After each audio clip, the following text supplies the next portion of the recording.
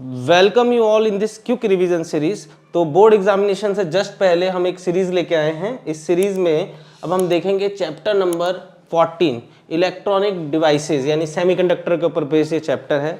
इस चैप्टर में जो खास बात है कि बेटा इसकी जो वेटेज है ना वो 7 मार्क्स की है। अब आप समझ सकते हैं कि 70 में से अगर मैं 7 मार्क्स लूँ तो ये मोर ओवर इसका 10% बैठता है। और दूसरी बात, सिर्फ 10% वेटेज ही नहीं, ये चैप्टर अब पहले के मुकाबले जो प्रीवियस ईयर में क्वेश्चन आते थे या प्रीवियस ईयर में जो इसका पैटर्न था उसके मुकाबले बहुत आसान है। तो देखते हैं इसका कंटेंट कुछ किस तरीके से है। अब देखो यहाँ पर इसका नीचे करिकुलम अगर हम देखें ध्यान से तो वहाँ पे आ रहा है सबसे इंपॉर्टेंट टॉपिक ये एनर्जी बैंड्स। ठीक है, एनर्जी बैंड पे कंसर्न रखेंगे। इस पूरे वीडियो लेक्चर में हम पूरे चैप्टर को कंप्लीट करेंगे और बहुत ही शॉर्टली इसे कवर करेंगे और उसमें सारे एस्पेक्ट और सारे टॉपिक भी कवर करेंगे।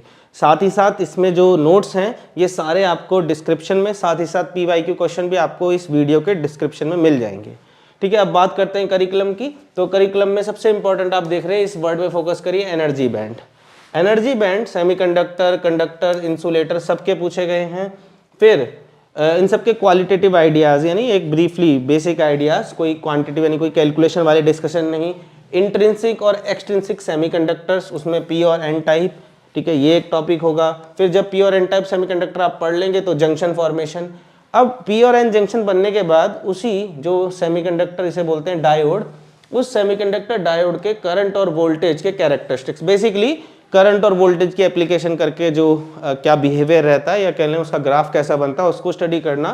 फिर उस ग्राफ को देखते हुए, उस ग्राफ की दो कंडीशंस होती हैं फॉरवर्ड एंड रिवर्स वाइज, उसको देखते हुए इसकी एप्लीकेशन डिसाइड करना। ठीक है, और यहीं पर उसकी एप्लीकेशन से ही लास्ट में ये जो पूरा टॉपिक या पूरा चैप्टर कंप्लीट हो जाएगा और आपको 7 मार्क्स इसमें से कंप्लीटली मिल जाएंगे। ठीक है, अगर मैं देखो कंक्लूड करूं बच्चों तो यहाँ पर सिर्फ और सिर्फ एनर्जी बैंड अगर मैं बोलूं तो वो एक इंपॉर्टेंट टॉपिक है। एनर्जी बैंड सब में नॉर्मली कंडक्टर, सेमीकंडक्टर, उसके बाद P एंड N टाइप में भी जो है एनर्जी बैंड, देन सेमीकंडक्टर आके IV कैरेक्टरिस्टिक्स उसके, और लास्ट में रेक्टिफायर। अगर आपको ये सारी चीज़ें क्लियर हैं तो आप फ्री ऑफ कॉस्ट यहाँ पे 7 मार्क्स अपने यानी 7 मार्क्स फ्री में आप ऑब्टेन कर सकते हैं। ठीक है, अब देखिए आगे देखते हैं हम यहाँ पर इसके डिलीटेड टॉपिक्स। ऑल्दो देखो ये जरूरी नहीं है आपको समझना कि भाई डिलीटेड टॉपिक्स सर क्या क्या होते हैं, इसके क्या जरूरी है इनका, लेकिन एक अवेयरनेस होनी चाहिए कि क्यों मैं ऐसे कह रहा हूँ। चैप्टर बहुत आसान और फ्री के नंबर हैं। देखो यहाँ पर चैप्टर नंबर 14 के डिलीटेड टॉपिक्स देखो, यहाँ पर डिलीटेड टॉपिक्स में स्पेशल पर्पस डायोड। अब जितने भी डायोड थे, सोलर सेल, LED, ठीक है, फोटो डायोड, ये सब कट गए हैं। यानी यही एक थोड़ी सी यूनिकनेस थी, कुछ नया बच्चे को समझने में लगता था, कुछ थोड़ा सा अलग एक्सपेक्ट था, थे ये भी आसान, बट अब ये कट चुके हैं। फिर दूसरा डिजिटल इलेक्ट्रॉनिक्स बहुत पहले ही कट गई है, लॉजिक गेट, एंड और नैंड ये सब कट चुके हैं। फिर NCERT की एक्सरसाइज में भी जो कॉम्प्लेक्स पार्ट यानी एडिशनल एक्सरसाइज वो कट गया है। ठीक है, तो ये आपको डिलीटेड टॉपिक्स है। ये भी आपको करिकुलम में नहीं मिलेगा, अगर आप इसे चाहें तो करिकुलम में ये बाय लैंग्वेज मेंशन नहीं होगा कहीं कि कहाँ कटा है। इसके लिए आप NCERT की ऑफिशियल वेबसाइट पे जाइए और जहाँ पे आप बुक्स डाउनलोड करेंगे तो वहाँ सबसे पहले एक जो है PDF दे रखी है आपको, वहाँ से आप ये देख सकते हैं डिलीट टॉपिक्स। ऑल्दो ये आपके कोई इंटरेस्ट का टॉपिक नहीं है, बस आपको पता होना चाहिए। अब मैं इसे स्टार्ट करने से पहले ही बता दूं कि देखो बेटा इस चैप्टर को करने में जो सबसे इंपॉर्टेंट है आपके लिए वो ये कि ये इंडिविजुअली जो है पूरा चैप्टर सिर्फ आपको इतने बेसिक लेवल पे पढ़ना है कि अगर आप 9th क्लास से भी इसे पढ़ रहे हैं, देखिए मैं 10th भी नहीं ला रहा बीच में, तो भी आप इसे कर सकते हैं आराम से। तो इसलिए बहुत अच्छे से इसको प्रैक्टिस करें। चलिए अब शुरू करते हैं जल्दी जल्दी ब्रीफली टॉपिक्स को। देखिए सबसे पहला topic classification on the basis of conductivity and energy band diagram. देखो तो मैंने कहा एनर्जी बैंड डायग्राम जरूरी है, तो सबसे पहले इंसुलेटर, सेमीकंडक्टर, कंडक्टर्स। ठीक है, इनकी डेफिनेशन बचपन से हम पढ़ लेते हैं, कभी कहीं सुन लेते हैं, नाम भी कुछ डिफाइन करता है। कंडक्टर कंडक्ट करने वाले इलेक्ट्रिसिटी को, सेमीकंडक्टर नहीं कंडक्ट या कह लो सेमी मतलब आधा अधूरा कुछ कंडक्ट करने वाले, इंसुलेटर बिल्कुल नहीं करने वाले। लेकिन यही बातें अब करनी है हमें in terms of energy band. ठीक है, एक मिनट, तो एनर्जी बैंड के टर्म में हमें करनी है। अब देखो यहाँ पर एनर्जी बैंड के टर्म में करते हो, मैं जल्दी जल्दी बता रहा हूँ इसे। इंसुलेटर में ये रहा कंडक्शन बैंड, ये रहा बैलेंस बैंड। देखिए बैलेंस बैंड में इलेक्ट्रॉन है, अगर कंडक्ट करना है तो इन इलेक्ट्रॉन को कंडक्शन बैंड में जाना पड़ेगा। इन केस ऑफ जो इंसुलेटर होते हैं, इलेक्ट्रॉन के पास इतनी एनर्जी नहीं रहती कि वो वहां तक पहुंच सके। देखो मैंने लिखा रखा है band gap energy greater than 5 electron volt. तो ये आपको ऐसे ही डायग्राम बनाने हैं।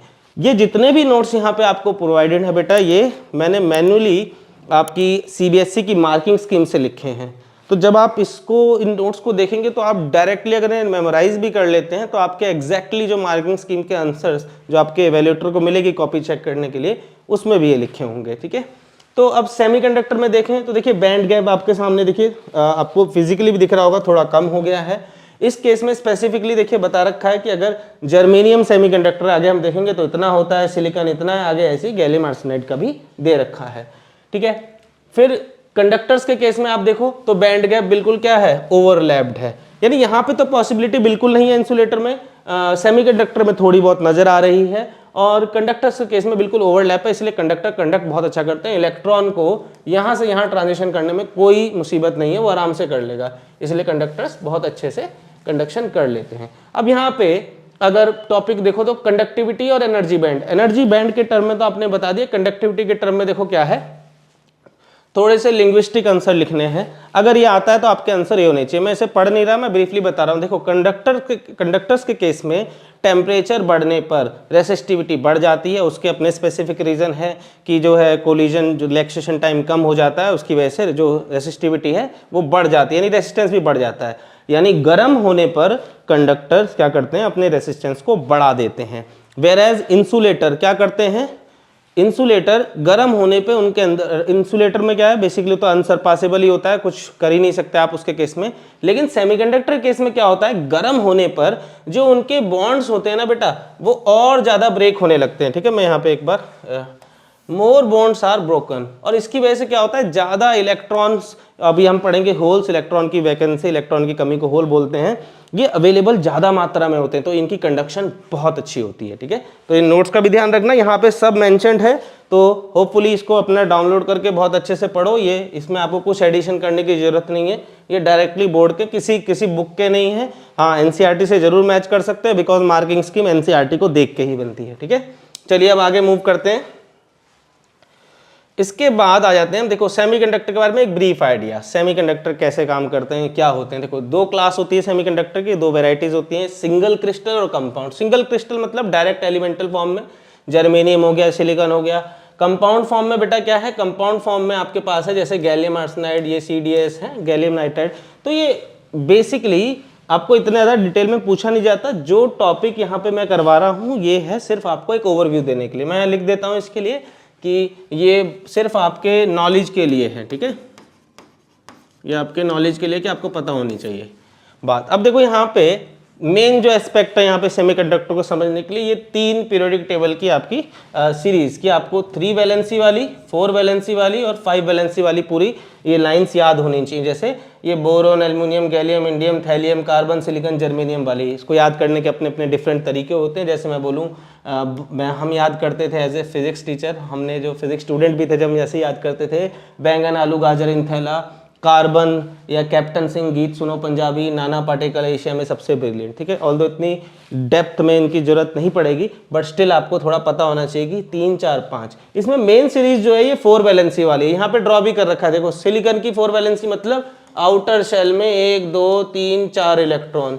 जर्मेनियम भी इसी लाइन में है तो आउटर शेल में 1, 2, 3, 4 इलेक्ट्रॉन। ठीक है, ऐसे अगर आप इस सीरीज का कोई देखेंगे तो इनके आउटर शेल में 5 इलेक्ट्रॉन। अब देखो इनसे होता क्या है, ये हम जल्दी अभी आगे पता करेंगे, लेकिन जो सेमीकंडक्टर है ना उनकी ये सीरीज है बेटा 4 नंबर वाली। ठीक है, अब इसके आगे हम बढ़ते हैं, तो ये हमने देख लिया। देखो अब यहाँ पे एक छोटी सी बात, देखो ऑल्दो इन सब के अंदर ये जब फॉर्मेशन करते हैं कोवेलेंट बॉन्ड करते हैं, ऐसे कार्बन का आपने सुना है कोवेलेंट बॉन्ड, सिलिकॉन भी करता है, लेकिन कोवेलेंट बॉन्ड स्ट्रॉन्गर तो होता है, लेकिन अगर आप सफिशिएंट जैसे उसे थर्मल एनर्जी दे दो तो उसका भी बॉन्ड ब्रेक हो सकता है। लाइट से आपने दे दी एनर्जी, थर्मल एनर्जी हो सकता है।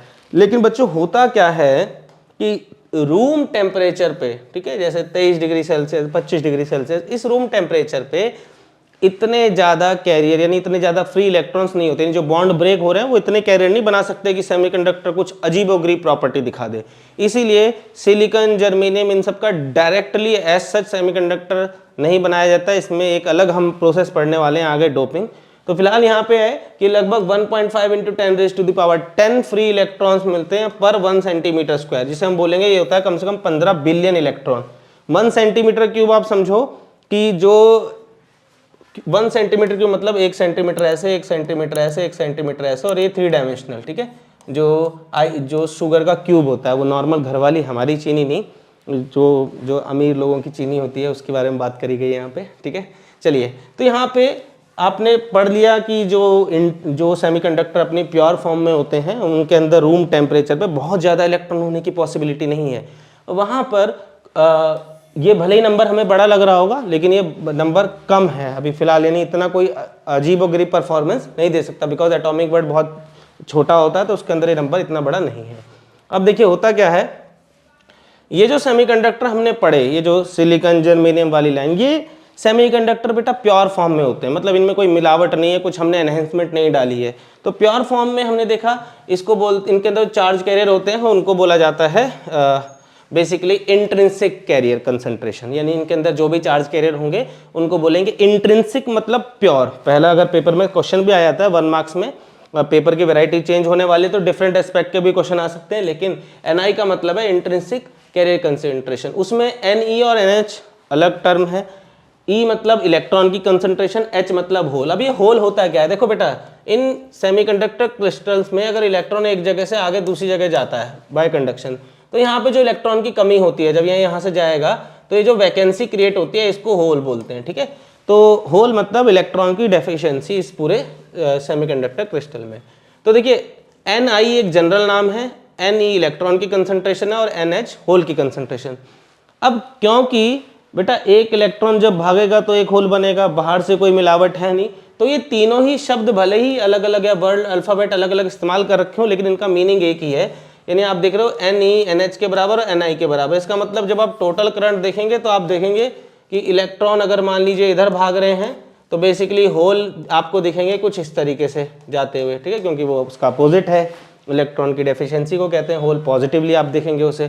तो यहाँ पे जो टोटल करंट बनेगा वो बनेगा इलेक्ट्रॉन और होल का करंट, ठीक है। तो इंट्रिंसिक सेमीकंडक्टर के बारे में एज सच ज़्यादा थ्योरेटिकली नहीं पूछा जाएगा। क्या पूछा जाएगा, जो हमने स्टार्टिंग में ही बता दिया था आपको, बैंड डायग्राम। पहले उन्होंने कंडक्टर्स के बैंड डायग्राम देखे, अब वो बैंड डायग्राम बनाएंगे हर चीज़ के, जैसे सिंपल स्टैंडर्ड फॉर्म में इंसुलेटर, सेमीकंडक्टर, कंडक्टर्स के बना लिए। अब इंट्रिंसिक सेमीकंडक्टर हमने पढ़ लिया तो उसके भी बैंड डायग्राम आएंगे। तो देखो यहाँ पे बैंड डायग्राम में आपको ऊपर दिख रहा होगा कंडक्शन बैंड, यहाँ पे वैलेंस बैंड, ये दोनों ही डायग्राम इंट्रिंसिक यानी प्योर फॉर्म में है। फिर ये दो क्यों है, तो जरा सा इसे मैं थोड़ा सा जूम इन कर लेता हूँ। आई थिंक अब ये जो है, तो ये मैं थोड़ा सा जूम इन कर रहा हूँ। तो यहाँ पे आप देख सकते हो, देखो आपके पास दिया हुआ है कि जब t is equal to 0, board में क्वेश्चन भी ऐसा आता है कि 0 केल्विन पर और t is greater than 0 kelvin पे, पेपर में क्वेश्चन आता है कि इंट्रिंसिक सेमीकंडक्टर के लिए एनर्जी बैंड डायग्राम बनाइए बोथ टेम्परेचर पे, t 0 केल्विन पे भी और t ग्रेटर देन 0 केल्विन पे भी। तो t 0 केल्विन पे जब आप देखते हैं तो प्रॉपर्ली देखिए, स्टडी करिए। अभी पीछे क्या पढ़ा था कि रूम टेम्परेचर पे इतनी एनर्जी नहीं मिल पाती है कि इलेक्ट्रॉन्स जो है ज़्यादा फ्रीली अवेलेबल हो, यानी बॉन्ड्स ज़्यादा ब्रेक हो। तो आप देखो यहाँ पे केवल और केवल एक मैंने होल बना रखा है, तो ये केवल 1 थर्मली जनरेट, मतलब ये नॉर्मली क्योंकि बहुत 0 केल्विन सबसे लोएस्ट पॉसिबल टेम्परेचर होता है, तो यहाँ पे देखो ये होल का कॉरस्पॉन्डिंग एक इलेक्ट्रॉन है यहाँ पर। लेकिन जैसे ही टेम्परेचर बढ़ा तो आप देख रहे हो एक की बजाय अब यहाँ पे 3 बना दिए गए, ठीक है। बहुत ज़्यादा फर्क नहीं आया, लेकिन हम कह सकते हैं कि चलो थोड़ा तो आया। तो ये 3 इलेक्ट्रॉन यहाँ पे उतने ही बना देने हैं। डायग्राम बनाते टाइम ध्यान रखना है पूरा। इस डायग्राम को सेम आप थोड़ा सा कंपेयर कर सकते हैं एनसीईआरटी से, वो ज़्यादा हेल्पफुल रहेगा।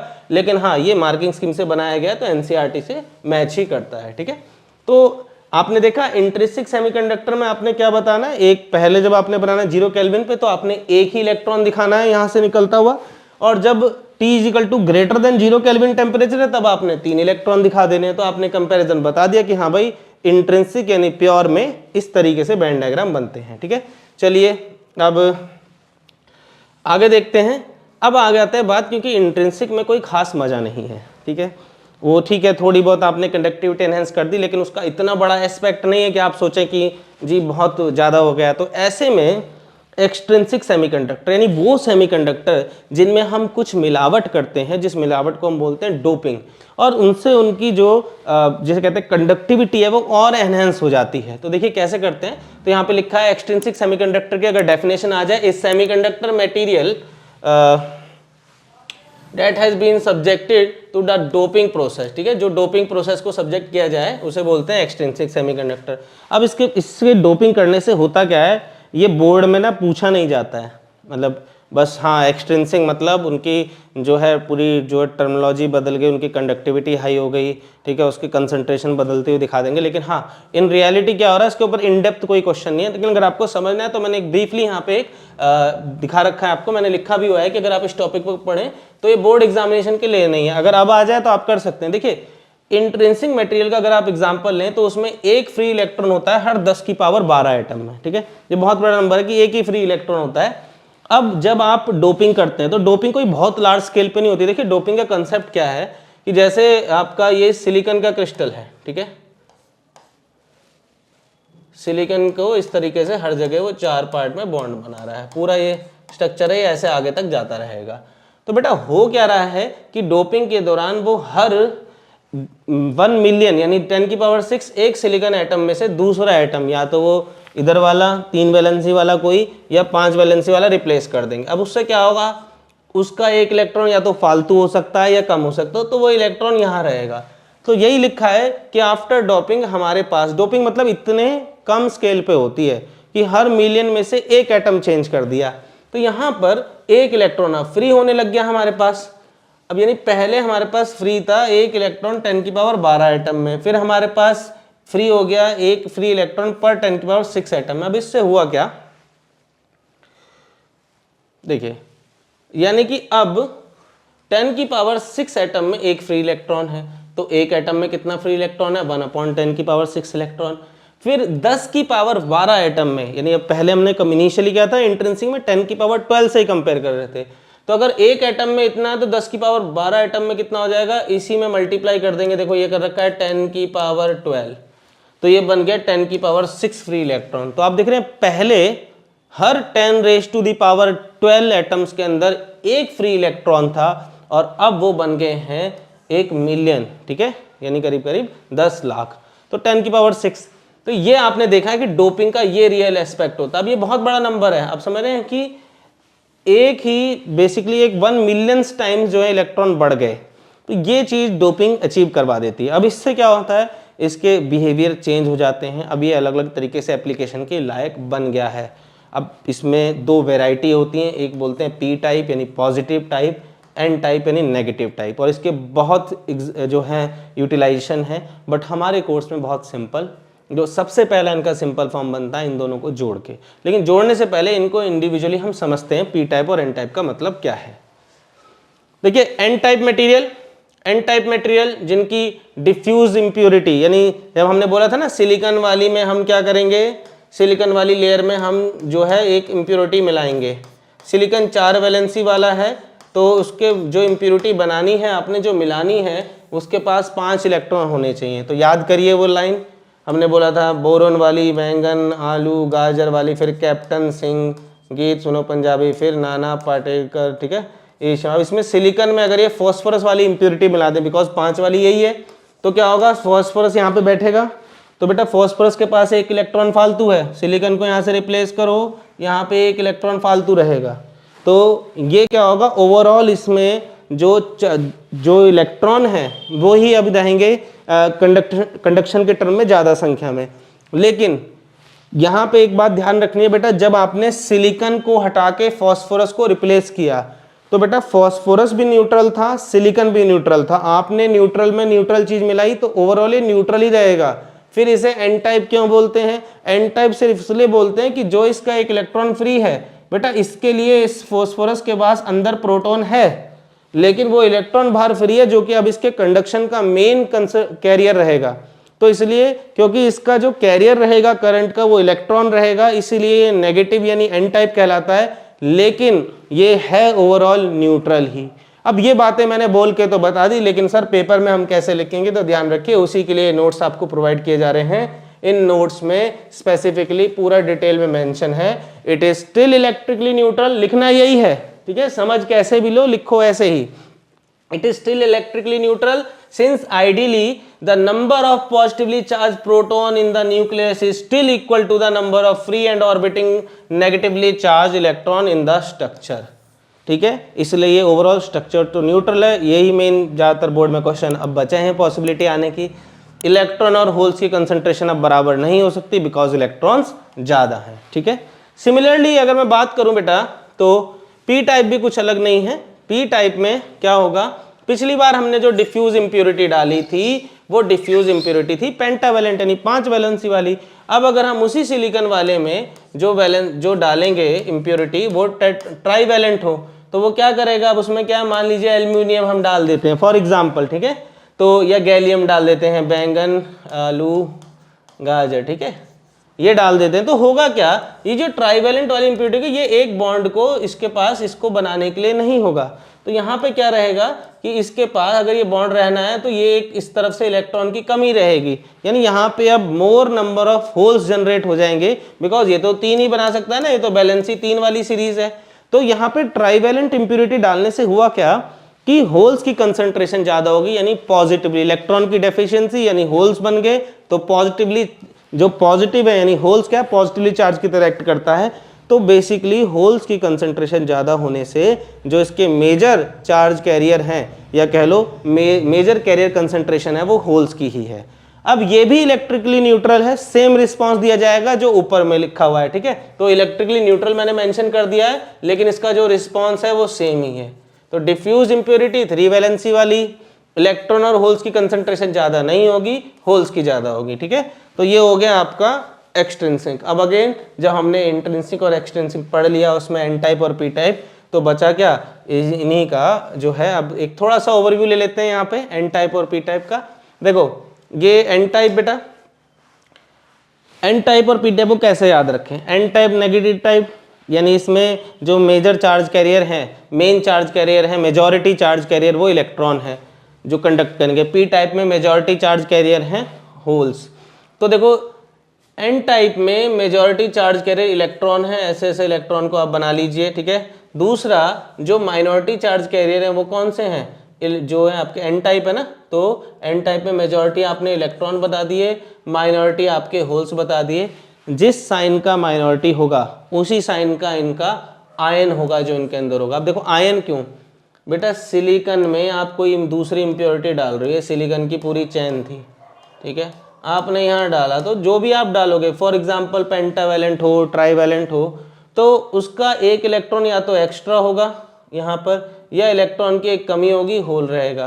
तो जब पॉजिटिव और नेगेटिव चार्ज रहेंगे तो ये आयन ही बनेगा एक। ठीक है, आयन मतलब उसके ऊपर चार्जेस रहे सेपरेटली। तो एन टाइप में क्योंकि जो हम डालेंगे वो पेंटावैलेंट होगा और वो एक इलेक्ट्रॉन यहाँ पे रखेगा, तो इलेक्ट्रॉन तो उसका बाहर है तो ये खुद पॉजिटिव रहेगा। तो बेसिकली अगर आप देखो तो जो एन टाइप में मैंने आयन बनाए हैं इन्हें बोलते हैं इमोबिलाइज्ड और डोनर एटम। ये डोनेट करते हैं इलेक्ट्रॉन, और इमोबिलाइज मतलब ये वहाँ पे एकदम जुड़े रहते हैं, ये खुद नहीं चल सकते, इनके जो इनके चार्जेस हैं वो मूव करते हैं। तो ब्रीफली ये हो गया कि अगर मैं इसे समराइज करूं बेटा, अगर एन टाइप है तो इलेक्ट्रॉन मेजॉरिटी कैरियर, उसका अपोजिट होल्स माइनॉरिटी कैरियर, और बेटा जिस साइन का माइनॉरिटी कैरियर है उसी साइन का आयन होगा। तो एन टाइप में माइनॉरिटी होल्स है तो जो इसका डोनर एटम है वो भी पॉजिटिव साइन का होगा, जिसे इमोबिलाइज आयन भी बोलेंगे। अब इसी लॉजिक से पी टाइप को याद करो। पी टाइप में होल्स जो हैं आपके मेजॉरिटी कैरियर हैं, देखो ये लिखा होल्स, तो माइनॉरिटी कौन हो गए, इलेक्ट्रॉन। जिस साइन का माइनॉरिटी है उसी साइन का इमोबिलाइज आयन हो जाएगा ये। तो इसमें इमोबिलाइज आयन को बोलते हैं एक्सेप्टर आयन। एक्सेप्टर क्यों, क्योंकि यहाँ इलेक्ट्रॉन की कमी होती है तो दूसरे का इलेक्ट्रॉन एक्सेप्ट करके होल को भेजता रहता है पूरे क्रिस्टल में। ठीक है, तो ये एक ब्रीफ डिस्कशन हो गया। अब हम क्या करेंगे, दोबारा इनका डिफरेंस हो गया या एनर्जी बैंड डायग्राम। तो यही दो डिफरेंस में देखिए, डिफरेंस तो आप पढ़ ही चुके हैं, डिफरेंस में कुछ ज़्यादा नहीं है। डिफरेंस है N type, electron majority carrier होते हैं, होल्स माइनॉरिटी हो रहे हैं और इलेक्ट्रिकली न्यूट्रल है। पी टाइप में क्या है, होल्स मेजॉरिटी हैं, इलेक्ट्रॉन माइनॉरिटी हैं, जो इसका जो आयन है वो नेगेटिव ही है। ठीक है, तो अब हम बात करते हैं एनर्जी बैंड डायग्राम्स इन एक्सट्रिंसिक सेमीकंडक्टर। तो देखिए एक्सट्रिंसिक सेमीकंडक्टर में भी बैंड डायग्राम एक मॉडल है जो वही बात बताता है जो अभी तक आप एक्सट्रिंसिक सेमीकंडक्टर के बारे में पढ़ चुके हैं। आप जान चुके हैं कि एक्सट्रिंसिक सेमीकंडक्टर में जो कंसंट्रेशन है वो एक तरीके के चार्ज कैरियर की, जैसे इलेक्ट्रॉन की एन टाइप में और पी टाइप में होल्स की बढ़ जाती है। लेकिन वहाँ पे वो आप यूँ कह लीजिए वर्बली आपको बताया जाता है। बैंड डायग्राम एक मॉडल है, यानी एनर्जी के टर्म में उसी बात को एस्टेब्लिश करना है। तो यहाँ पे क्या किया जाता है, सेम वही कंडक्शन बैंड है और उसी के साथ आप देख रहे हैं नीचे एक बैलेंस बैंड है। दोनों में आपको मॉडल में दिख रहा होगा, ये एक्चुअली में एन टाइप है, अभी थोड़ा सा इसे जूम इन करेंगे तो, और ये वाला मॉडल पी टाइप का है। तो देखिए कंडक्शन बैंड और बैलेंस बैंड दोनों में ही है। जब सेमीकंडक्टर इंट्रिंसिक होता है तो केवल एक ही इलेक्ट्रॉन बैलेंस बैंड से कंडक्शन बैंड में जा पाता था, क्योंकि बैंड गैप ज़्यादा होता था। डोपिंग करने के बाद क्या होता है, जो डोनर एटम होता है उसका एक, क्योंकि वो इलेक्ट्रॉन बहुत आसानी से ट्रांसफ़र कर सकता था, तो बैंड डायग्राम में उससे रिप्रेजेंट किया जाता है एक नया लेवल ड्रॉ करके, जो कि जस्ट आप देख सकते हैं 0.01 इलेक्ट्रॉन वोल्ट, थोड़ा सा डाउनशिफ्ट होता है एनर्जी में। अब इससे होता ये है कि हमें नॉर्मली पता है कि इलेक्ट्रॉन फ्रीली अवेलेबल होते हैं, लेकिन बैंड डायग्राम में इसी बात को इस तरीके से कहा जाता है कि अब इलेक्ट्रॉन इतना इंतजार या इतना गैप नहीं ट्रांसफ़र करेंगे या इतना टाइम नहीं लेंगे। वो एक्चुअली अगर इलेक्ट्रॉन यहाँ पे ज़्यादा चाहिए, क्योंकि कंडक्शन बैंड में ज़्यादा इलेक्ट्रॉन मतलब कंडक्टिविटी अच्छा, सिमिलरली होल बैलेंस बैंड में अगर होल्स ज़्यादा तो भी कंडक्टिविटी अच्छी, तो इलेक्ट्रॉन यहाँ से जंप करने की बजाय डोनर एटम जिसके पास एबंडेंट अमाउंट ऑफ इलेक्ट्रॉन्स है यहाँ से यहाँ शिफ्ट कर जाएंगे। ठीक है, तो ये तो हो गया एन टाइप की बात। सिमिलरली यहाँ पे आप देखिए कि पी टाइप में, अब क्योंकि यहाँ पे होल्स बनने हैं ज़्यादा, तो होल्स तब बनेंगे जब इलेक्ट्रॉन यहाँ से यहाँ जंप करेगा। अब ये गैप अगेन बहुत बड़ा है, लेकिन जो एक्सेप्टर हमारा एटम था जिसके पास एक इलेक्ट्रॉन की कमी रहती थी, तो वो इलेक्ट्रॉन जल्दी एक्सेप्ट करता है। बट बैंड डायग्राम में उसी बात को कैसे रिप्रेजेंट करते हैं, बैलेंस बैंड के जस्ट ऊपर एक एक्सेप्टर एनर्जी जो है लेवल आपने बना दिया, जो अगेन इससे 0.01 इलेक्ट्रॉन वोल्ट थोड़ा सा शिफ्टेड है। यानी अब इलेक्ट्रॉन यहाँ से इतना ऊंचा जंप क्यों मारेगा, क्योंकि उसे पहले से ही इतने पास में जो है एनर्जी लेवल अवेलेबल है, जिसमें वो इलेक्ट्रॉन को भेज के यहाँ पे बहुत सारे होल बना लेगा। तो इस प्रोसेस से, यानी डोपिंग के प्रोसेस से, हमने जो नॉर्मली लैंग्वेज में सीखा था कि किस तरीके से कंडक्टिविटी एनहांस होती है, बैंड डायग्राम भी वही बात कहता है, but in terms of energy bands. ठीक है, अब ये तो हो गया आप एक स्टैंडर्ड बात है, तो इसे बहुत इंपॉर्टेंट है ध्यान रखना। अब इसको लिखना कैसे है, क्योंकि शायद कन्फ्यूजन हो रही होगी, सर इतना डिटेल में कैसे लिखें एन टाइप पी टाइप को। तो देखो कितना सिंपल आंसर बोर्ड अपनी मार्किंग स्कीम में देता है। तो क्या लिखा है, एन टाइप में इलेक्ट्रॉन जो है फ्रॉम डोनर इम्प्यूरिटी एटम अब मूव कर सकते हैं कंडक्शन बैंड में बहुत ही स्मॉल सप्लाई ऑफ एनर्जी से, क्योंकि आपने देखा था कि डोनर लेवल, ये कंडक्शन है, डोनर लेवल बिल्कुल नीचे था हल्का सा, अब बहुत आसानी से यहाँ से मूव कर सकते हैं। अब बाकी कोई और बात नहीं बतानी, therefore it has the electron as the majority charge carrier. ठीक है, ये बात यहाँ पे खत्म हो गई। अब ऐसे ही पी टाइप का है, पी टाइप में क्या है, एक्सेप्टर एनर्जी लेवल के टर्म में बात करी गई है। तो लिखा है पी टाइप में छोटी C small supply of energy जो है इलेक्ट्रॉन को तुरंत बैलेंस से एनर्जी, एक्सेप्टर एनर्जी लेवल पर जंप करा देगी, और इस प्रोसेस में क्या होगा, बैलेंस बैंड में बहुत सारे होल आ जाएंगे, और यही हमें चाहिए होता है। तो यहाँ पे बैंड डायग्राम के टर्म में आपने एक्सप्लेन कर दिया, जो कि एक बहुत इंपॉर्टेंट सवाल है PYQ की नज़र में। उसके बाद आ जाते हैं, ये P और N जंक्शन तो आपने फॉर्म कर ली, उसके बाद आता है कि PN जंक्शन, यानी जब P और N को एक साथ जोड़ दिया जाएगा तब प्रोसेस क्या होगा। तो देखो जोड़ना कोई बहुत आसान टेक्निक तो है नहीं, ठीक है, और ना ही वो हमसे एज सच पूछी जाएगी टेक्निक्स, लेकिन आप इतना ध्यान रखें कि जब आप इस तरीके के कंडक्टर्स को या इस तरीके के सेमीकंडक्टर डिवाइसेस को, सेमीकंडक्टर एलिमेंट्स को जोड़ते हैं तो स्पेशल टेक्निक नीडेड होती है। बहुत सारी टेक्निक्स हैं, वेफर टेक्निक, बट हमारा वहाँ पे कोई इस समय इन्वॉल्वमेंट नहीं है। अब जब हम P और N को जोड़ते हैं तो बनता है बेटा PN जंक्शन। तो देखो उसे रिप्रेजेंट यहाँ कर रखा है, P और N बनाया है, आयंस की लेयर बनाई है, P साइड में जो हमने बताया था पहले भी, P साइड में मेजॉरिटी चार्ज कैरियर होल होते हैं, माइनॉरिटी इलेक्ट्रॉन होते हैं, तो उसी सिंबल का आपका माइनॉरिटी आयन भी, वो आपको डोनर आयन भी दिख रहा है। जिस साइन का माइनॉरिटी कैरियर होता है उसी साइन का डोनर आयन होता है। N टाइप में इलेक्ट्रॉन मेजॉरिटी, होल्स माइनॉरिटी, तो पॉजिटिव लेयर ही आपकी रहेगी जो आपका इमोबिलाइज आयन होगा, हाँ इसको एक्सेप्टर आयन भी बोलते हैं।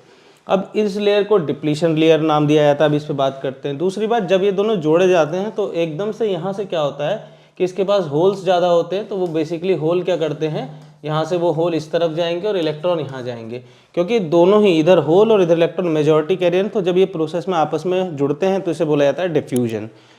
वहीं यहाँ पे इलेक्ट्रॉन माइनॉरिटी है और यहाँ पे होल्स माइनॉरिटी है। जब यहाँ पे ये प्रोसेस होता है कि होल्स जो हैं यहाँ जाते हैं, माइनॉरिटी भी तो जुड़ेंगे आपस में, तो इस प्रोसेस को बोलते हैं ड्रिफ्ट। ड्रिफ्ट इसलिए देखिए, होल्स क्योंकि माइनॉरिटी में होते हैं उनको जाने में बहुत ज़्यादा इधर उधर कोलिजन ज़्यादा होते हैं और रिपल्शन भी ज़्यादा होता है और काफ़ी कम संख्या में होता है, तो एक कॉमन टर्मिनोलॉजी है डिफ्यूजन एंड ड्रिफ्ट की। अब यहाँ पर एक और बात हम बताते हैं आपको कि ये जो आयन की लेयर है दो ही है, ये आइडियोलॉजिकल है, बस सेंस देने के लिए यहाँ पे, ये कई बड़ी भी हो सकती है, इससे छोटी भी हो सकती है। अब इसे डिप्लीशन रीजन क्यों बोलते हैं बेटा? देखो, जब इसमें डिफ्यूजन का प्रोसेस हो रहा होता है तो क्या होता है, एक समय के बाद यहाँ से अब और ज़्यादा होल्स इधर नहीं जा पाएंगे क्योंकि ये लेयर उसे ब्लॉक कर देगी, और सिमिलरली यहाँ से इलेक्ट्रॉन भी इधर नहीं जा पाएंगे क्योंकि भाई अब ये इतनी लेयर आयन की है, इलेक्ट्रॉन कैसे इसे सरपास करेगा। तो डिप्लीशन का मतलब होता है घट जाना। ये एक ऐसी रीजन है जहाँ पर कोई भी मोबाइल यानी चलता हुआ चार्ज कैरियर अब नहीं बचेगा। तो ये डिप्लीशन रीजन सिर्फ अपने साथ एक स्पेस चार्ज रीजन जहाँ पे कोई भी मोबाइल चार्ज कैरियर, चलता हुआ चार्ज कैरियर नहीं है, साथ ही साथ एक पोटेंशियल भी बना देती है जो अब इसे अपोज कर रहा है और फर्दर फ्लो को, जिसे बोलते हैं बैरियर पोटेंशियल। तो ये जितनी भी मैंने बातें बोली, ड्रिफ्ट, डिफ्यूजन, मैंने आपको समझाई। अब ये पेपर में लिखनी कैसे हैं, तो उसके लिए देखिए नीचे सारी ये डेफिनेशन मेंशन है, बस मैं आपको एक थोड़ा सा बता दूं। देखिए रियल लाइफ में जो डायोड है उसका सिंबल आप लोगों ने देखो ये ऊपर बना रखा है, P को ऐसे रिप्रेजेंट किया जाता है, ठीक है, और यानी एक सिंबल ऐसे बनाऊंगा मैं, ये वाली साइड P होगी और जहाँ बाहर ये लाइन है इसे N बोलते हैं, ठीक है। रियलिटी में जो PN जंक्शन का सिंबल होता है वो, ये PN जंक्शन आपको देखने को मिलता है मार्केट में, वो कुछ इस तरीके का, ठीक है। तो देखो इसमें जो सिल्वर साइड है ना ये नेगेटिव होती है और ये वाली जो साइड होती है दूसरी, ये वाली साइड नेगेटिव होती है और ये पॉजिटिव होती है। तो रियल लाइफ में अलग होते हैं डायोड। और सिमिलरली जब माइक्रो लेवल पे जाओगे, चिप लेवल पे, तो वहाँ पे SMD, surface mounted devices component, बहुत छोटे छोटे जो जनरली हमें देखने को मिलते हैं, लेकिन एक स्लाइट आइडिया, बोर्ड से इसका कोई मतलब नहीं है। तो यहाँ पे मैंने आपको क्या क्या बताया, ऊपर एक बार कंक्लूड कर देता हूँ। आप देख सकते हैं जो आपका डिफ्यूजन है वो मेजॉरिटी चार्ज कैरियर के लिए है, जो आपका ड्रिफ्ट है वो माइनॉरिटी कैरियर के लिए है। डिप्लीशन रीजन कौन सी है? वो रीजन जहाँ पे मोबाइल चार्ज कैरियर ना हो, ठीक है। आप इसे क्रूडली पढ़ लेंगे एकदम अच्छे से। बैरियर पोटेंशियल क्या है? जो loss of electron from the N side और जो पी साइड से होल्स जो आए हैं, अब एक लेयर बन गई है जहाँ पर जो है कोई भी फर्दर फ्लो नहीं हो सकता, जो अपोज करता है फ्लो को, ये पोटेंशियल बैरियर पोटेंशियल कहलाता है। अब आते हैं डायोड की बायसिंग पर। देखो डायोड अब बन गए, मतलब PN जंक्शन बन गया, उसे डायोड बोलते हैं। अब इसमें बायसिंग मतलब एप्लीकेशन ऑफ वोल्टेज। अगर बच्चों वोल्टेज इस तरीके से अप्लाई करी जाए कि P साइड पे पॉजिटिव वोल्टेज और N साइड पे नेगेटिव, जहाँ पे यहाँ दिखा रखा है, और रास्ते में देखिए एक सीरीज में जो है मिली एम्पेयर मीटर, क्योंकि करंट यहाँ पे मिली एम्पेयर की रेंज में रहता है, और एक वोल्ट मीटर पैरेलल में जो वोल्टेज मेजर करने के लिए होता है। अगर इस तरह कन्फिगरेशन करी जाए, यानी बेसिक कनेक्शन है P पे पॉजिटिव, N पे नेगेटिव, अगर आप ऐसे लगाते हैं तो बेसिकली इस प्रोसेस को बोलते हैं फॉरवर्ड बायसिंग। देखिए यहाँ लिखा भी हुआ है। अब देखो यहाँ पे करना क्या है, सबसे पहले ये जो लेयर है इसको, पहले डबल आयन की लेयर थी ना, पहले आपने देखा था डायग्राम ऐसे था, अब ये ऐसे नहीं रहा है बेटा, अब इसकी जगह पे सिंगल लेयर बना दी है। अब देखिए यहाँ पे ये जो लेयर थिन हो गई है, इसके पीछे का रीजन क्या होगा? तो क्या हो रहा है यहाँ से, देखिए डिप्लीशन रीजन पतली हो गई है, हमें दिख रही है। एप्लीकेशन ऑफ फॉरवर्ड पोटेंशियल क्या होती है? जो प्रेशर करती है इलेक्ट्रॉन्स को यहाँ से N साइड से P साइड में मूव करने के लिए। अब होल्स को वो करती है, and holes in the P type material to recombine with the ions near the boundary. तो जो होल्स होते हैं वो होल यहाँ पर, जैसे करंट का फ्लो क्या होता है, इलेक्ट्रॉन का इधर आना, होल्स का इधर जाना, तो वो होल्स इधर रिकम्बाइन कर देते हैं। तो बेसिकली यहाँ पर इलेक्ट्रॉन जो हैं इधर से इधर जाते हैं और होल्स इधर से इधर जाते हैं। इस पूरे प्रोसेस में जो आपकी विड्थ है वो बेटा डिक्रीज हो जाती है। तो ये एक देखो स्टैंडर्ड प्रोसेस है, इसकी आपको डेफिनेशन यहाँ पे पूरा प्रॉपर जो है आपको आइडिया मिल जाएगा। ठीक है, अब चलिए आगे चलते हैं। तो ये तो आपने देख लिया कि डिप्लीशन रीजन के साथ क्या होता है। अब हम बात करेंगे, ये तो हो गया फॉरवर्ड बायसिंग। अब देखो यहाँ पे एक टर्म आई माइनॉरिटी कैरियर इंजेक्शन। तो देखो माइनॉरिटी कैरियर इंजेक्शन ये भी बोर्ड में पूछा है, इसका मतलब क्या है? देखो बेटा इलेक्ट्रॉन जो है ना यहाँ से ऐसे गया, यहाँ तक तो इलेक्ट्रॉन मेजॉरिटी था, जब इलेक्ट्रॉन यहाँ से यहाँ ट्रांसफ़र कर गया तो वो पी टाइप में, क्योंकि इलेक्ट्रॉन माइनॉरिटी होता है, तो बस इसी बात पे एक क्वेश्चन बन गया। यही इसे ही कहते हैं माइनॉरिटी कैरियर इंजेक्शन, यानी ड्यूरिंग फॉरवर्ड बाइस जो इलेक्ट्रॉन जो कि एन टाइप में मेजॉरिटी हैं वो पी टाइप में चले जाते हैं जहाँ पे वो माइनॉरिटी हैं, तो इस बात को बोला जाता है माइनॉरिटी कैरियर इंजेक्शन। चलिए अब इसको आगे बढ़ते हैं। इसके बाद आ जाते हैं बेटा हम रिवर्स बाइस में। तो देखो रिवर्स बाइस में सबसे पहले लॉजिक वही है, पी टाइप में आपने नेगेटिव वोल्टेज लगानी है, एन टाइप में पॉजिटिव वोल्टेज लगानी है, लेकिन यहाँ दूसरी बात ध्यान रखनी है कि करंट बहुत कम जाएगा, बिकॉज रिवर्स बाइस में आप अपोजिट कर रहे हैं फ्लो के लिए, ठीक है। और उसका क्यों होता है ऐसा वो भी आपको समझाना है, लेकिन साथ साथ ये ध्यान रखना पहली कि माइक्रो एम्पेयर में होना चाहिए, वोल्ट मीटर वैसे ही आपने रिप्रेजेंट करना है। अब यहाँ पे देखो होता क्या है, अगर मैं ग्राफिकली वो डायग्रामेटिकली इसे दिखाऊं in terms of depletion region, क्या हो रहा है बेटा कि देखो पहले एक थी फॉरवर्ड वाइज, पहले दो थी इनिशियली, फॉरवर्ड वाइज में एक होगी, अब यहाँ पे ट्रिपल हो गई। तो पहली बात तो आपने डायग्राम से रिप्रेजेंट कर दिया कि भाई अब डिप्लीशन रीजन बढ़ गई, या यूँ कह लो बैरियर पोटेंशियल भी बढ़ गया, और ये आपकी देखिए यहाँ पे भी मेंशन होगा। मैं थोड़ा सा से ऊपर कर रहा हूँ। अब देखो यहाँ पे लॉजिक लिखा है, ठीक है। अब आप इसे पढ़िए, देखिए डिप्लीशन रीजन क्या है कि डिप्लीशन रीजन और बैरियर पोटेंशियल दोनों इंक्रीज कर गए, बढ़ गए, ठीक है। क्यों हुए? क्योंकि अनकवर्ड पॉजिटिव आयंस दोनों तरफ बढ़ गए, एन टाइप मेटेरियल में भी इंक्रीज करेंगे due to the large number of free electron drawn to the positive potential of the applied voltage. Similarly number of uncovered negative ion भी इंक्रीज करेंगे। तो इसमें क्यों करेंगे? क्योंकि भाई उधर से होल्स निकलेंगे। अब एक बार अगर आप इसे देखना चाहो तो ऊपर आप देखो कि भाई यहाँ से, और जैसे पॉजिटिव है तो इलेक्ट्रॉन, जैसे ये एक दो लेयर थी, इलेक्ट्रॉन निकले, अब एक इलेक्ट्रॉन निकल के यहाँ गए तो यहाँ पे एक और लेयर आ गई, होल्स निकल के यहाँ गए तो यहाँ पे दो की बजाय एक और लेयर आई। लॉजिकली सिंपल बातें लिखी गई हैं, इसी तरीके से आपको आंसर रिप्रेजेंट करना है, ठीक है। तो आई थिंक ये तो हो गया आपका फॉरवर्ड और रिवर्स बायस का। अब इसके बाद हम देखिए ये लिखा हुआ है ब्रेक डाउन वोल्टेज। तो देखो ब्रेक डाउन वोल्टेज एक ऐसी वोल्टेज है रिवर्स बायस में, जब आप नेगेटिव वोल्टेज लगाते जाते हो बेटा, एक ऐसा टाइम आता है जब किसे कहते हैं डायोड बेसिकली ख़राब हो जाए, या इनकी भाषा में बोलें, इलेक्ट्रॉनिक की लैंग्वेज में बोले तो वो जो है वोल्टेज जिसमें करंट इंडिपेंडेंट ऑफ वोल्टेज हो जाए, यानी इस वोल्टेज के बाद करंट को मतलब ही नहीं है कि आपने क्या वोल्टेज करी थी, वो इंक्रीज करता ही जाएगा, ठीक है, एज लॉन्ग एज पीछे से आप इनपुट प्रोवाइड कर रहे हैं। तो ये भी बाय डेफिनेशन ऐसे पूछी जा सकती है। अब आते हैं देखिए डायोड के कैरेक्टरिस्टिक्स कर्व, यानी डायोड का करंट वर्सेस वोल्टेज का ग्राफ। अगर कोई सेमीकंडक्टर है तो उसके लिए इस तरह के ग्राफ यूजुअली आपको देखने को मिलेंगे। कंडक्टर होता है तो बेटा V और I का ग्राफ हम सभी को पता है, बिल्कुल ओम्स लॉ फॉलो करता है, कुछ इस तरीके से होता है। लेकिन क्योंकि ये सेमीकंडक्टर तो आप देख रहे हो डिज़ाइन ही कुछ अलग है, शुरुआत में कोई कंडक्शन नहीं, फिर एकदम से 0.7 पे सिलिकॉन के लिए बनाया गया है, बिल्कुल ऐसे। नेगेटिव वोल्टेज में देख रहे हो आप 20 वोल्ट हो गई, 80 वोल्ट तक जाके भी। ये करंट की रेंज ध्यान से स्टडी करना, ये बहुत इंपॉर्टेंट है। अगर ये गलत हो गई या आपने मिली एम्पेयर में रखा, इसका मतलब आपको कोई सेंस नहीं है। रिवर्स बायस में करंट माइक्रो एम्पेयर में होता है, तो आप देख रहे हैं माइक्रो एम्पेयर में करंट आने का मतलब करंट ना के बराबर होना, और फॉरवर्ड बायस में एकदम से इतना पीक। तो यही जो लॉजिक है ना, यही डायोड के ये सेमीकंडक्टर के लिए इम्पॉर्टेंट है। तो सेमीकंडक्टर में ऐसा ही नहीं है कि आप हमेशा याद रख लेंगे कि यही ग्राफ होता है जी सेमीकंडक्टर का, नहीं।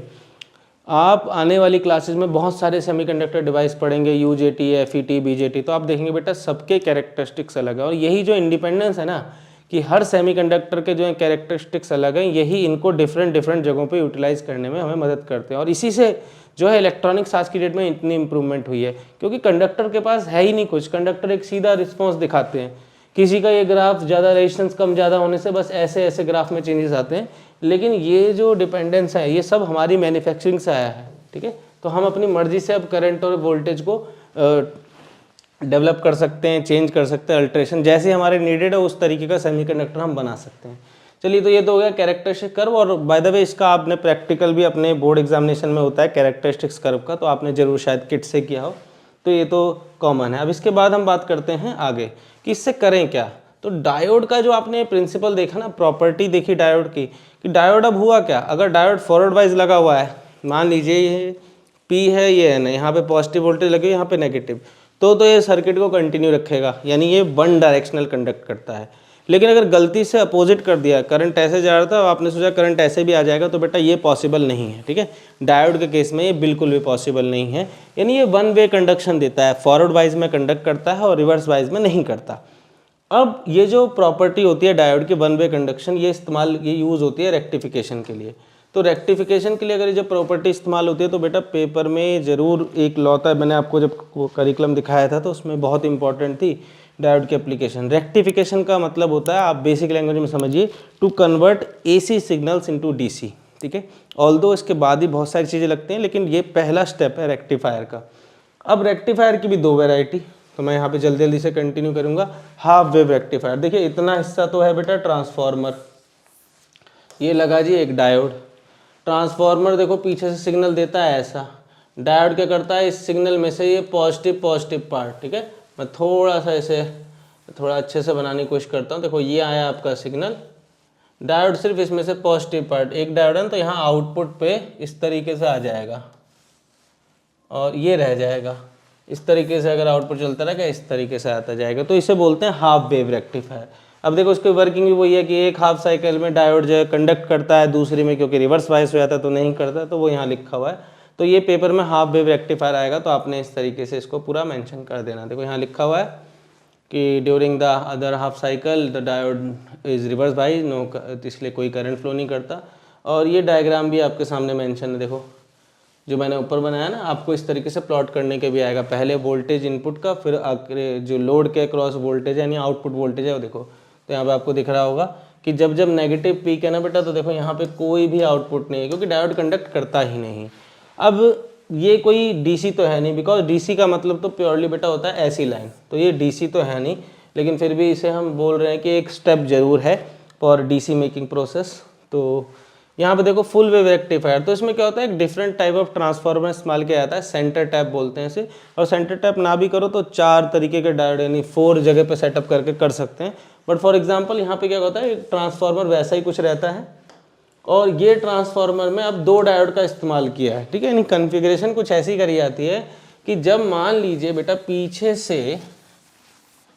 से ये इनपुट आ रहा है ना, तो एक वक्त पे अगर डायोड D1 फॉरवर्ड बाइस है और जब D1 अगली बार रिवर्स बाइस होगा तो ऑटोमेटिकली उस वक्त पर D2 फॉरवर्ड बाइस हो जाएगा। यानी कहने का मतलब अब आउटपुट ऐसे आने के बाद मिसिंग नहीं होगा, दोबारा ऐसे आ जाएगा, ठीक है, क्योंकि दोनों ही एक एक टाइम पे फॉरवर्ड बाइस होते रहते हैं। जब एक फॉरवर्ड तो उसी वक्त पे दूसरा रिवर्स, और जब एक रिवर्स तो उसी वक्त पे दूसरा फॉरवर्ड, ठीक है। और एंड ऑफ द टैपिंग भी कुछ इस तरीके से की जाती है, सेंटर टैप की, वो हमेशा जो कट ऑफ जो वोल्टेज आउटपुट आ रही है वो एक ही डायरेक्शन में है, यानी उसका एक ही अपर में ही उसकी मॉडरेशन हो, अपर साइड में ही।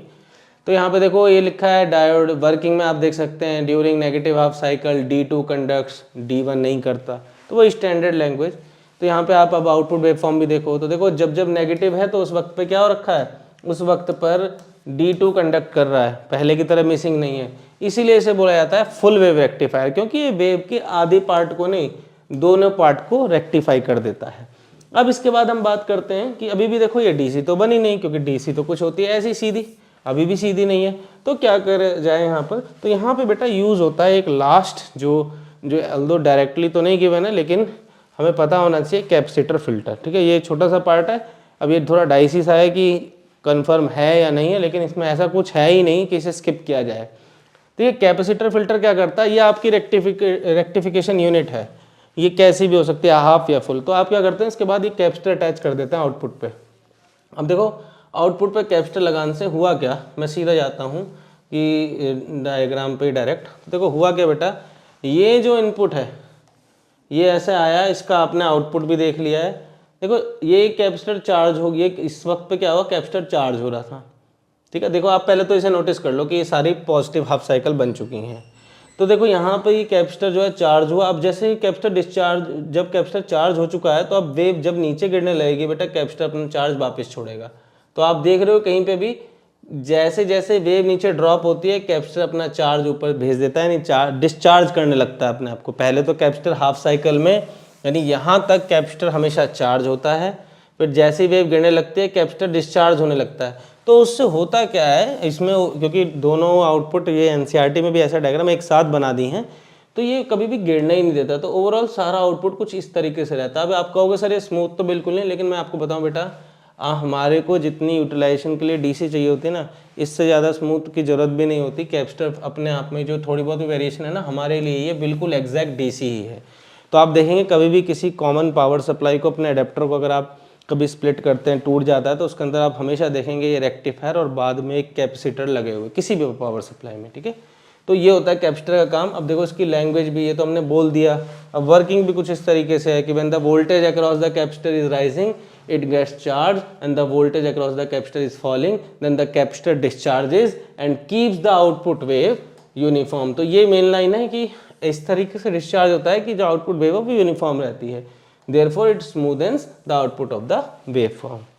तो ये हो गया बेटा आपका पूरा चैप्टर थ्योरेटिकली कंप्लीट। अब देखो इसमें बहुत ज़्यादा अब मैथमेटिकल क्वेश्चन नहीं है, सिर्फ कंसेप्ट के ऊपर क्वेश्चन है।